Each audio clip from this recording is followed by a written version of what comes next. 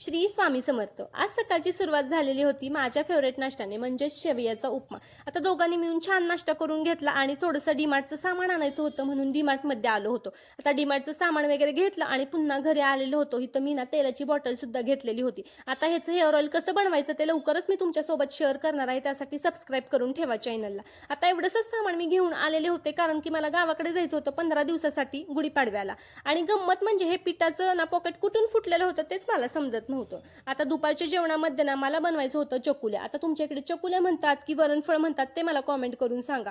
मग छान असं फोडणी वगैरे दिली आणि त्याच्यासोबतच पापड, लिंबू, कांदा सुद्धा होता कारण हे सगळं असल्याशिवाय चकुल्याला तर काही मजा येत नाही.